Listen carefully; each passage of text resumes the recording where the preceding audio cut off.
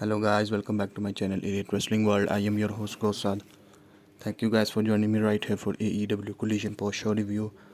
This is the last show before Revolution this Sunday on the pay-per-view, and a very good card is announced for tonight's show, so let's get dive into it and talk about that. So we started off with Kevin Knight versus Clon. Knight went after Clon but ended up getting splashed for the effort, and this led to Clone attacking the legs of Knight in the ring and keeping him grounded. We saw Knight hitting a standing UFO splash but only got a close 2 count. Clone tried to hit a flying clothesline but ducked it into a metric style and hit a PK on the apron and then a moonsault off the apron onto Kevin Knight as well. Knight went for a leapfrog but Clone slid on the mat underneath Knight, grabbing his legs and pulling him into a cradle. But Clone blocked a satellite DDT. Knight hit a springboard clothesline followed by a UFO splash for the pinfall win. So again a very good match, and Clone continues to look better than Hologram. So next up we saw Komander versus Mark Davis. The story of this match was worked all around the size difference between the two men. Komander managed to hit a moonsault to the floor on Davis, which finally dropped the big man. And Davis came out of the corner with the flying elbow that dropped Komander hard. We saw Davis grabbed Komander and pulled him back up into the suplex that dropped Komander for a very close 2 count. Davis cut off Komander and then responded with a kick and then a springboard sunset flip powerbomb out of the corner for a 2 count. Komander hit a drop toe hold instead and hit a 619 before going for his drop walk shooting star press. And in the meanwhile, Davis moved and hit a deadlift pile driver for the pinfall win. So again, a very good win for Mark Davis as well. We saw the dogs were backstage at Dynamite after Roderick Strong saved Darby Allin and Orange Cassidy. Finley and Connors did the talking, say that they thought Strong was like them but that he was going to go down with his friends at Revolution as well. Also, we get a hype video airs of the 21 Blackjack Battle Royale with several contenders talking about how they want to get the title of Ricochets on 0 Hour, including Anthony Bowens, Tommaso Ciampa, The Ops, Mark Briscoe. So all of these guys announced for the Battle Royale as well. Next up is Triangle of Madness in action. Skye Blue super kicked Tatuvik to start the match, and then Hart and Blue suplexed her, tagged in Thekla, and Thekla speared her for the pinfall win. So again a very quick match for Triangle of Madness.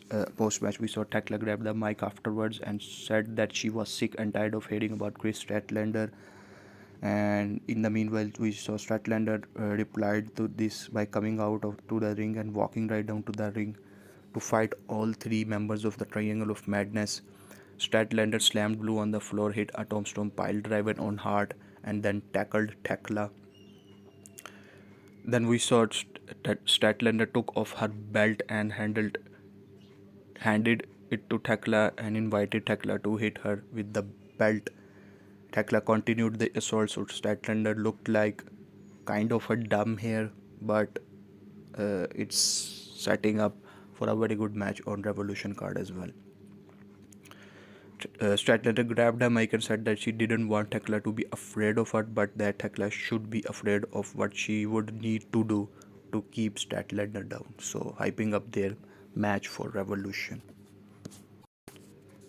We saw Marina Shafir cutting a promo and said that Tony Storm gave her advice years ago, saying that she should be who she is and lean into her strengths.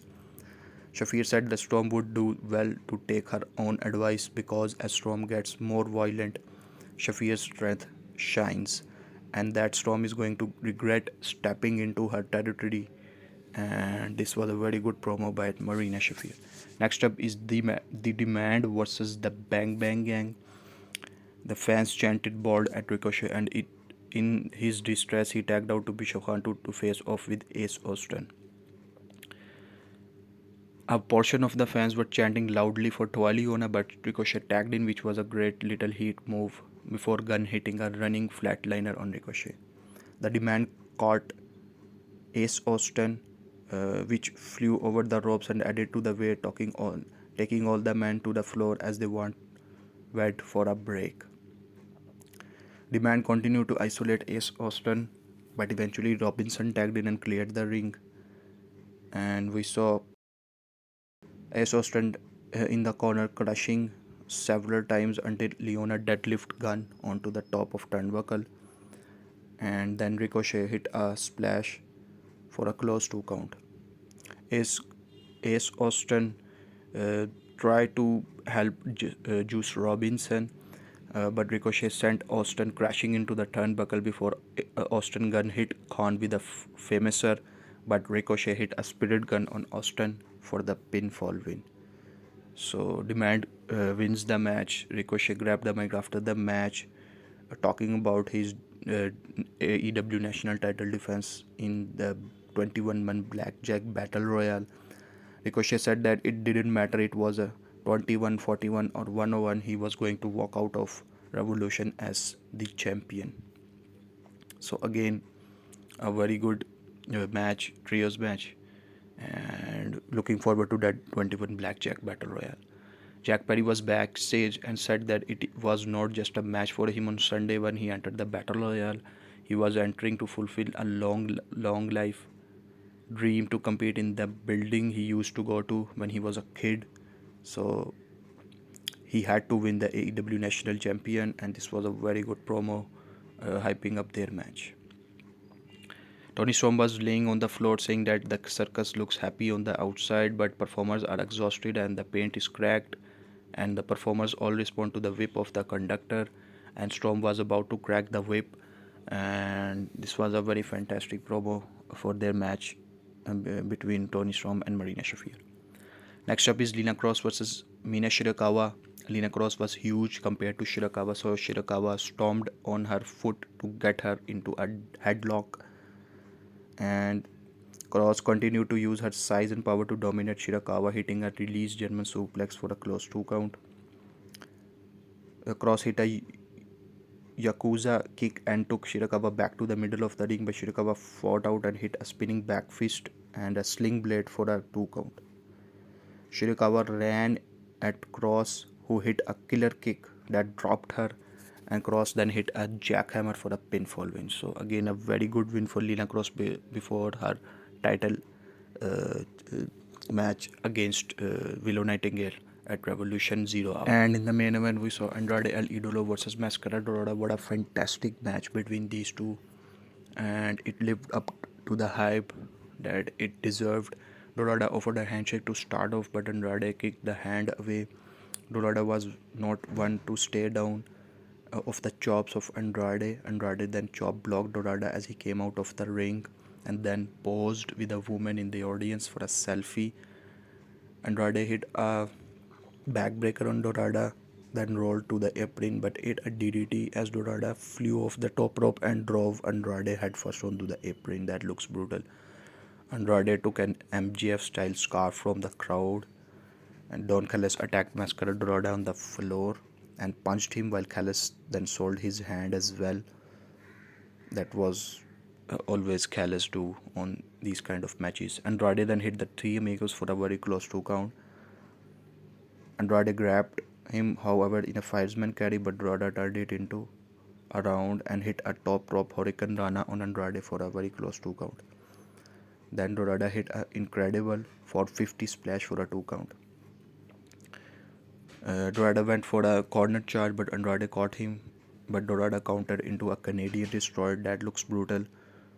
Andrade rolled to the apron to escape, but Dorada tried to suplex Andrade, but he fought out and headbutt and forearms before hitting a hammerlock DDT onto the top of rope before hitting the DM for the pinfall win.